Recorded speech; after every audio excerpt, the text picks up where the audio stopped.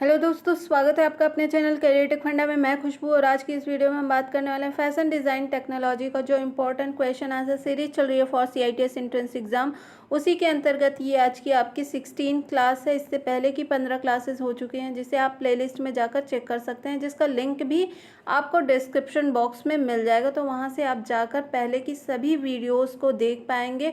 वो आपके एग्ज़ाम में काफ़ी हेल्प करने वाले हैं। एग्ज़ाम की अगर बात करें तो फॉर्म जो CITS का है उसकी लास्ट डेट 17 को है, ठीक है। यानी कल जो है, कल एप्लीकेशन की लास्ट डेट है। जिन्होंने अभी तक इस फॉर्म को नहीं भरा है तो प्लीज़ उसको भर दीजिए, क्योंकि डेट एक्सटेंड होने के यहाँ पर अभी कोई चांसेस नहीं है। और एग्ज़ाम डेट की बात करें तो एग्ज़ाम भी आपका बहुत ही जल्द कंडक्ट करवा दिया जा रहा है। 8 जुलाई को ये एग्ज़ाम कंडक्ट हो रहा है, CITS एंट्रेंस एग्ज़ाम 2023, ठीक है। तो समय बहुत कम है। जितनी भी क्लासेस अभी तक हुई हैं उसको सीरियसली आप लोग देख लीजिए। एग्ज़ाम में क्वेश्चंस यहाँ से ज़रूर बनेंगे, ठीक है। तो आइए वीडियो को स्टार्ट करते हैं। और अगर अभी तक आपने हमारे चैनल को सब्सक्राइब नहीं किया है तो ज़रूर से सब्सक्राइब कर लीजिए आगे ऐसी ही क्लासेस पाने के लिए और CITS से जुड़ी हर एक अपडेट सबसे पहले पाने के लिए। तो आइए वीडियो को स्टार्ट करते हैं। और आज का हमारा पहला क्वेश्चन है, कमर की रेखा पर किस ट्रिमिंग का चयन करेंगे, यानी which trimming would you choose at the waist line. कमर पर तो किस ट्रिमिंग का यूज करेंगे। ऑप्शन है आपके फैंसी बटन्स, टेसल, मोटिफ या फिर लोचदार यानी इलास्टिक। तो सभी को पता है कमर पर अगर आप ट्राउज़र पहन रहे हैं, लोअर पहन रहे हैं, स्कर्ट पहन रहे हैं या फिर कोई भी चीज़ पहन रहे हैं, लेगिंग्स पहन रहे हैं, तो कमर पर क्या होती है, इलास्टिक लगी होती है ना, लोचदार लगी होती है, जो कि एक क्या है, ट्रिमिंग मटेरियल है, ठीक है। तो कमर की रेखा पर किस ट्रिमिंग का हम चयन करेंगे, लोचदार यानी इलास्टिक का चयन करना सबसे उपयुक्त है। ऑप्शन नंबर यहाँ पर डी सही हो जाएगा। नेक्स्ट क्वेश्चन की ओर चलते हैं। पूर्व ग्रह यानी बायस फेसिंग का कोण क्या होता है। What is the angle of bias facing. Bias facing की हम पहले बात करें तो बायस फेसिंग क्या होती है, फैब्रिक की एक नैरो स्ट्रिप तैयार की जाती है, ठीक है।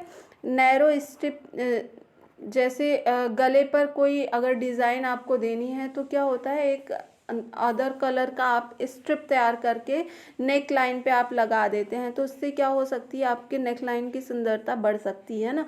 तो बायस फेसिंग इसी को कहते हैं। तो what is the angle of bias facing. Bias facing का एंगल क्या यहाँ पर होता है। ऑप्शंस हैं 35 डिग्री, 45 डिग्री, 55 डिग्री या फिर 65 डिग्री। तो बायस फेसिंग का एंगल जो होता है वो स्टैंडर्ड एंगल 45 डिग्री होता है। ऑप्शन नंबर यहाँ पर बी सही हो जाएगा। नेक्स्ट क्वेश्चन की ओर चलते हैं। नेक्स्ट क्वेश्चन है, बंद गले के परिधान के लिए कौन सा व्यक्ति उपयुक्त है, यानी who is suitable for turtle neck dress, ठीक है। बंद गले के परिधान के लिए कौन से व्यक्ति ज़्यादा उपयुक्त होगा, किसके ऊपर ज़्यादा जो है ये ड्रेस सूट करेगा। ऑप्शन से आपके गोल चेहरा वाले जो व्यक्ति हैं उनके ऊपर ज़्यादा अच्छा लगेगा, या फिर पतली और लंबी गर्दन जिनकी हैं उनके ऊपर बंद गले वाले कपड़े अच्छे लगेंगे, या फिर चौड़ा चेहरा और छोटी गर्दन वाले, या फिर लंबा पतला चेहरा। तो इनमें से किस जो है व्यक्ति के ऊपर कौन सा कपड़ा ज़्यादा बेस्ट लगेगा, ज़्यादा सुटेबल लगेगा हाइट के अकॉर्डिंग, या फिर आपकी कोई व्यक्ति कितना मोटा है कितना पतला है, तो उसके अकॉर्डिंग फैशन डिज़ाइनर का यही काम होता है कि आप खुद से एज्यूम्ड करें कि किस व्यक्ति पर किस टाइप का ड्रेस अच्छा लगेगा, ठीक है। तो यहाँ पर वही टेस्ट किया जा रहा है कि बंद गले के परिधान के लिए कौन सा व्यक्ति ज़्यादा उपयुक्त रहेगा, किसके ऊपर ज़्यादा अच्छा लगेगा। तो आप खुद से एज्यूम करके एक बार देख सकते हैं, जो व्यक्ति जिसकी गर्दन छोटी है और गोल चेहरा है, क्या उसके ऊपर बंद गले वाले कपड़े अच्छे लगेंगे, जैसे हाई नेक टाइप का जो भी कपड़े आते हैं तो वो अच्छे लगेंगे। नहीं, जो व्यक्ति पतली और लंबी गर्दन है जिसकी, उसके ऊपर ज़्यादा सूट करेगा। तो यहाँ से ऑप्शन नंबर बी सही हो जाएगा। ये थोड़ा अज्यूमनेशन वाला भी हो जाता है, आप अज्यूम करके इसको आंसर्स दे सकते हैं। और स्टैंडर्ड आंसर भी यही है कि पतली और लंबी गर्दन के जो व्यक्ति होते हैं उन पर जो है बंद गले वाले परिधान ज़्यादा अच्छे लगते हैं, ठीक है। तो ऑप्शन नंबर बी यहाँ पर सही हो जाएगा। तो अब कुछ बच्चे कमेंट कर रहे थे कि क्या यहाँ से क्वेश्चंस पूछे जाएंगे, तो बिल्कुल यहाँ से क्वेश्चंस पूछे जाएंगे। और जो निमी के जो क्वेश्चंस हैं वहाँ से भी आपके एग्ज़ाम में क्वेश्चंस डायरेक्ट आते हैं। तो आप इस वीडियोस को भी देखिए, अगर निमी से आप पढ़ रहे हैं तो वहाँ से भी पढ़िए, वहाँ से भी क्वेश्चंस बनते हैं।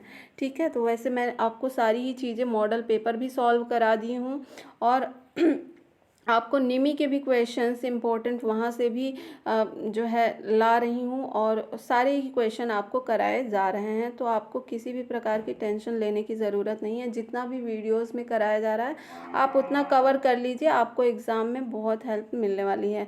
तो नेक्स्ट क्वेश्चन है आपका, एक फेसिंग करने के लिए दाईं ओर कफ स्लीव हेम किस प्रकार का है, यानी what type of cuff sleeve hem on the right to do of facing. Option से आपके लैप्ड कफ, फ्रेंच कफ, कमीज कफ या फिर शेप्ड टर्न बैक कफ। तो एक फेसिंग करने के लिए दाई और कफ स्लीव हेम किस प्रकार का होता है, शेप्ड टर्न बैक कफ होता है। ऑप्शन नंबर यहाँ पर डी सही हो जाएगा। नेक्स्ट क्वेश्चन की ओर चलते हैं। नेक्स्ट क्वेश्चन है, किस वर्गीकरण में लैप्ड और फ्रेंच आते हैं, यानी in which classification are lapped and French. तो लैप्ड और फ्रेंच जो है वो किस क्लासिफिकेशन के अंतर्गत आते हैं, इनमें से किसके अंतर्गत आते हैं, ये किसके टाइप हैं, कहने का मतलब ये है यहाँ पर। ऑप्शन से आपका कफ, कॉलर या फिर जेब या फिर आस्तीन, यानी कफ का मतलब कफ, कॉलर या फिर पॉकेट, जेब जो है, और आस्तीन यानी स्लीव। तो किसके अंडर में आते हैं, किसका ये क्लासिफिकेशन है, लैप्ड और फ्रेंच। लैप्ड कफ और फ्रेंच कफ यानी कफ के आपके क्लासिफिकेशन हैं। ऑप्शन नंबर यहाँ पर ए सही हो जाएगा। नेक्स्ट क्वेश्चन की ओर चलते हैं। आस्तीन के नीचे कपड़े का नाम क्या होता है, यानी what is the name of the fabric under the sleeve. Sleeves के अंदर जो कपड़ा लगा होता है उसका नाम क्या होता है। ऑप्शन से आपके झालर यानी बेल्ट, चुन्नट यानी प्लीटेड, कफ यानी पलगाम, और इनमें से कोई नहीं। तो जो आस्तीन के नीचे कपड़े का नाम क्या होता है, जो आस्तीन के नीचे कपड़ा लगा होता है उसको क्या कहते हैं, कफ कहते हैं। ऑप्शन नंबर यहाँ पर सी सही हो जाएगा। नेक्स्ट क्वेश्चन की ओर चलते हैं। कपड़े में छोटे दोष को छिपाने के लिए किसका उपयोग किया जाता है, यानी which can be used to hide small defects in clothes. कपड़े में छोटे जो डिफेक्ट्स हो गए हैं, सिलाई में आपका कहीं पर चुन्नट बन गया है, सिकुड़न आ गई है कपड़े में, या फिर सिलाई सही से नहीं हुई है, माइनर एकदम माइनर गलती हुई है जिसे आप खोलना भी नहीं चाहते हैं, तो उसको आप किस तरह से छुपा सकते हैं। तो ऑप्शन से आपके फेसिंग, हेमिंग, बाइंडिंग या फिर ट्रिमिंग, इसमें से किसका यूज करके कपड़े में जो माइनर दोष है, डिफेक्ट है, जो छोटा दोष है जिसको आप उसको खोलना नहीं चाह रहे हैं, उसको वैसे ही ठीक किया जा सकता है। तो किसका यूज करेंगे, ट्रिमिंग का यूज कर लेंगे। ट्रिमिंग मटेरियल्स बहुत सारे होते हैं, लेस हो गया, स्ट्रिप्स हो गई, आपके टेसल्स हो गए, बटन्स हो गई, तो कुछ भी आप लगाकर उस कपड़े की और ज़्यादा सुंदरता भी बढ़ा सकते हैं, और वो जो आपका डिफेक्ट हो गया है, थोड़ी बहुत मिस्टेक्स हो गई हैं कपड़े में, तो उसको आप सही भी कर सकते हैं ट्रिमिंग मटेरियल का यूज करके। ऑप्शन नंबर यहाँ पर डी सही हो जाएगा। नेक्स्ट क्वेश्चन की ओर चलते हैं। साड़ी पार्लर में कौन सी ट्रिमिंग लागू होती है, यानी what trimming is applicable at sari parlour. Option से आपके फैंसी बटन, तो साड़ी में क्या फैंसी बटन का यूज हो सकता है, टैसल, रिक रैक या फिर रिबन। रिबन का भी यूज नहीं हो सकता, रिक रैक का भी यूज नहीं हो सकता है। तो साड़ी के जो कॉर्नर होता है, पार्लर मतलब कॉर्नर, साड़ी के जो किनारे होते हैं उस पे आजकल क्या लगा रहता है, टैसल लगा होता है, जिसको लटकन भी कह सकते हैं ना, जो धागों के रेशों से भी बनाए जाते हैं। तो टैसल लगा होता है साड़ी के किनारों पर, और ये क्या है, ये भी एक ट्रिमिंग मटेरियल है। तो ट्रिमिंग मटेरियल बहुत सारे होते हैं, आप एक बार बुक से ज़रूर देख लीजिएगा कि ट्रिमिंग मटेरियल्स कौन कौन से होते हैं।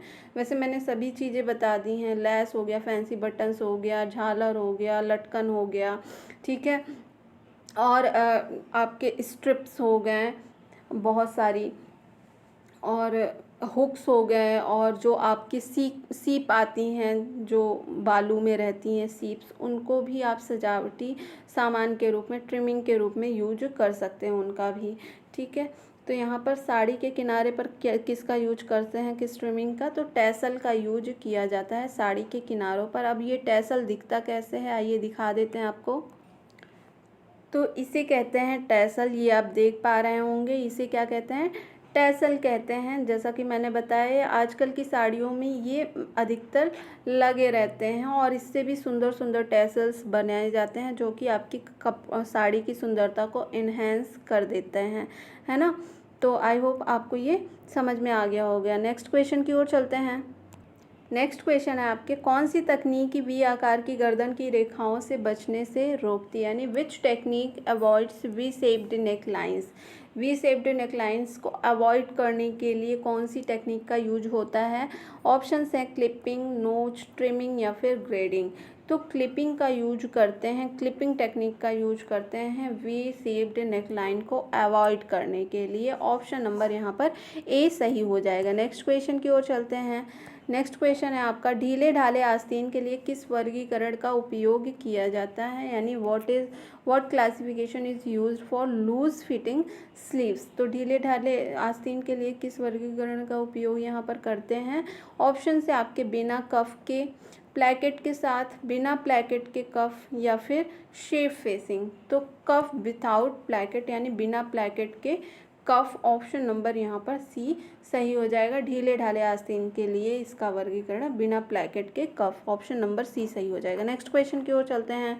किस तरह की कफ फ्रेंच कफ से संबंधित है, यानी which type of cuff is related to French cuff. Option से आपके बैंड कफ, लैप्ड कफ, कमीज कफ या फिर स्टेट टर्न कफ। तो किस तरह के कफ जो है फ्रेंच कफ से संबंधित है आपका, ये आपका कमीज कफ यानी शर्ट कफ जो है वो फ्रेंच कफ है। ऑप्शन नंबर यहाँ पर सी सही हो जाएगा। नेक्स्ट क्वेश्चन की ओर चलते हैं।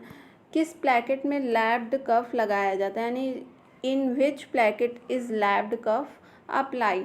ऑप्शन से आपके लगातार बाउंड प्लैकेट, फॉल्स और विस्तारित प्लैकेट, टू पीस प्लैकेट या फिर फेस प्लैकेट। तो जो आपका प्लैकेट है, लैप्ड कफ लगाया जाता है किस प्रकार के प्लैकेट, प्लैकेट का मतलब होता है जेब, ठीक है। तो जो आपका कॉन्स्टेंटली बाउंड प्लैकेट होता है वो लैप्ड कफ जो है प्लैकेट में लैप्ड कफ लगाया जाता है, constantly bound placket. Option number यहाँ पर ए सही हो जाएगा। नेक्स्ट क्वेश्चन की ओर चलते हैं। नेक्स्ट क्वेश्चन है, औपचारिक शर्ट फुल स्लीव बॉटम कैसे समाप्त होती है, यानी how does the formal shirt full sleeve bottom and. Bottom and में मतलब क्या इसका क्रम है। ऑप्शन से आपके पहले प्लैकेट आती है प्लीट और कफ के साथ, यानी with placket, pleats and cuffs, या ऑप्शन बी है आपका बिना प्लैकेट और कफ के, यानी without placket and cuffs, gathering और कफ के साथ यानी with gathering and cuff, facing piece के साथ कफ के बिना यानी without cuff with facing piece. तो औपचारिक शर्ट की जो फुल स्लीव बॉटम कैसे समाप्त होती है, उसका क्रम सही क्या है, तो पहले प्लैकेट देन प्लीट फिर कफ के साथ जो है आपकी फुल स्लीव का बॉटम एंड होता है। ऑप्शन नंबर यहाँ पर ए सही हो जाएगा। नेक्स्ट क्वेश्चन की ओर चलते हैं। अब यहाँ पर टीपीआई का पूर्ण रूप क्या है, यानी what is the full form of TPI. TPI आपको पता होगा या नहीं पता है तो आपको यहाँ पर पता चल जाएगा। कभी कभी क्वेश्चन में फुल फॉर्म से भी क्वेश्चंस पूछ लेता है। तो ऑप्शन है आपके थ्रेड पर इंच, ट्विस्ट पर इंच, टैक्स पर इंच या फिर टर्न्स पर इंच। तो टीपीआई का फुल फॉर्म यहाँ पर क्या है, ट्विस्ट पर इंच होता है, ठीक है। ऑप्शन नंबर यहाँ पर बी सही हो जाएगा, ट्विस्ट पर इंच। नेक्स्ट क्वेश्चन की ओर चलते हैं। फाइबर का दो मुख्य वर्गीकरण क्या है, यानी what are the two men's classification of fibre. Fibre आपको पता होगा कि कितने टाइप के होते हैं, दो टाइप के होते हैं। कौन कौन से, एक नेचुरल फाइबर और एक क्या होता है सिंथेटिक फाइबर।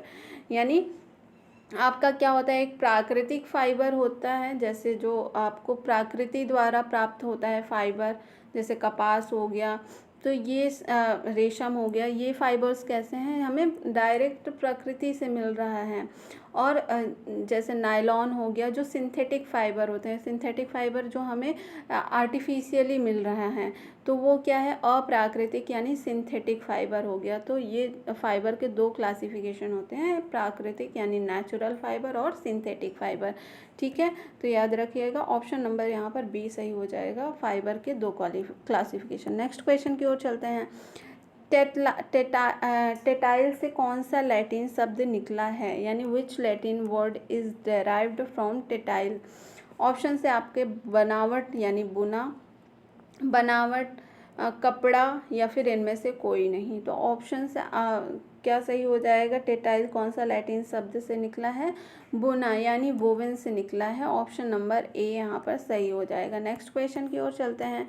लिनन के लिए स्रोत क्या है, यानी what is the source for linen. Linen क्या है आपको पता होना चाहिए, लिनन एक तरह का फाइबर है। ठीक है, और ऑप्शन है लिनन के लिए स्रोत, यानी लिनन हमें कहाँ से मिलता है। ऑप्शन है कपास के बीज से, कोकून से, सन के पौधे से, या फिर भेड़ के पलायन से। तो जो लिनन है उसका मेन स्रोत कहाँ है, लिनन हमें किससे प्राप्त होता है, सन के पौधे से प्राप्त होता है। लिनम यूजिटेटिसम के रेशे से बना एक कपड़ा है। ठीक है, ये क्या है, सन के पौधे से लिनम से बना एक कपड़ा है, यानी ये एक तरह का फाइबर है। और लिनन का निर्माण करना क्या होता है, बहुत ही कठिन होता है, मुश्किल काम होता है। लेकिन जब वस्त्र आपके तैयार हो जाते हैं और गर्मियों के मौसम में जब आप इसको पहनते हैं तो इसकी जो ठंडक होती है वो कपास के कपड़े यानी कॉटन के कपड़े से भी ज़्यादा होती है, लिनन के कपड़े की ठंडक। ठीक है, तो ये आपको गर्मी के दिनों में ये कपड़ा क्या करता है, बहुत ही ठंडक और ताजगी प्रदान करता है। और लिनन के जो कपड़े होते हैं वो आपके कॉटन से भी महंगे होते हैं, बहुत ही महंगे कपड़े होते हैं, क्योंकि इसको बनाने का कार्य बहुत ही कठिनाई से होता है।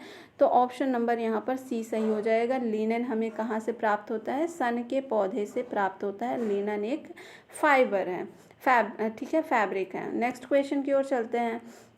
मुद्रण में कौन सी विधि सबसे पुरानी और सरल है, यानी which method is the oldest and simplest in printing. Option से आपके stencil printing, screen printing, roller printing, या फिर ब्लॉक प्रिंटिंग। तो मुद्रण में कौन सी विधि सबसे पुरानी विधि है प्रिंटिंग की, तो ये आपकी ब्लॉक प्रिंटिंग जो है वो सबसे पुरानी है और सबसे इजी भी थी। मतलब ये प्रिंटिंग का मतलब आपके कपड़ों पे जो प्रिंटिंग यानी छपाई का कार्य होता है उसकी बात यहाँ पर हो रही है। तो कौन सी जो है छपाई, कपड़ों पर छपाई की विधि है जो सबसे पुरानी और सरल है, तो ब्लॉक प्रिंटिंग सबसे पुरानी और सरल है। ऑप्शन नंबर डी यहाँ पर सही हो जाएगा। ब्लॉक से जो है साड़ियों पे या फिर कपड़ों पर छपाई की जाती है, जैसे आपको फ्लावर्स छाप रहे हैं या फिर कुछ भी, तो उससे की जाती है। ठीक है, नेक्स्ट क्वेश्चन की ओर चलते हैं। नेक्स्ट क्वेश्चन है आपका, नेक्स्ट क्वेश्चन है किस प्रकार की छपाई में रोलर का उपयोग होता है, यानी roller is used in which type of printing. Option से आपके block printing, stencil printing, screen printing, या फिर रजिस्टर प्रिंटिंग। तो किस प्रकार की जो है प्रिंटिंग में, किस प्रकार की छपाई में रोलर का यूज होता है, तो स्क्रीन प्रिंटिंग में रोलर का यूज होता है। ऑप्शन नंबर यहाँ पर सी सही हो जाएगा, स्क्रीन प्रिंटिंग। नेक्स्ट क्वेश्चन और आज का हमारा आखिरी सवाल, गर्मियों में पहनने के लिए किस फैब्रिक का उपयोग किया जाता है, यानी which fabric is used for summer wear. Normally गर्मियों में कौन से कपड़े सबसे ज़्यादा पहने जाते हैं, तो सबको पता है जो कपास यानी कॉटन के कपड़े हैं वो पहनना सबके लिए आरामदायक होता है और सबसे ज़्यादा यही पहने जाते हैं, यही डिमांड में होते हैं। ये आपके पसीने को भी एब्जॉर्ब करते हैं और सूर्य की परावैंगनी किरणों से भी बचाने का कुछ हद तक कार्य करते हैं। तो रेशम के कपड़े कपास के कपड़े जो हैं वो गर्मियों के दिनों में पहनना सबसे ज़्यादा उपयुक्त होता है। ऑप्शन नंबर यहाँ पर ए सही हो जाएगा। बाकी रेशम, ऊन, नायलॉन ये आपके सीजनल कपड़े हैं, यानी ऊन के कपड़े आप गर्मियों ठंडी के दिनों में पहन सकते हैं। नायलॉन और रेशम के कपड़े भी मतलब जब आपका मौसम बहुत ज़्यादा न ठंडा न गर्म, तो आप इन कपड़ों को पहन के रह सकते हैं। लेकिन अब अगर जैसे अभी की जो गर्मी पड़ रही है, इस गर्मी में आप नायलॉन के कपड़े या फिर रेशम के कपड़े भी नहीं पहन के रह पाएंगे। ठीक है, तो कपास के कपड़े गर्मियों के दिनों में पहनना सबसे ज़्यादा उपयुक्त माना जाता है। तो आज के क्लास में बस इतना ही। आई होप आपको ये क्लास अच्छी लगी होगी। अगर अच्छी लगी है तो वीडियो को लाइक और चैनल को सब्सक्राइब ज़रूर कर दीजिए। मिलते हैं नेक्स्ट वीडियो में नई क्लास के साथ। तब तक के लिए बहुत बहुत धन्यवाद।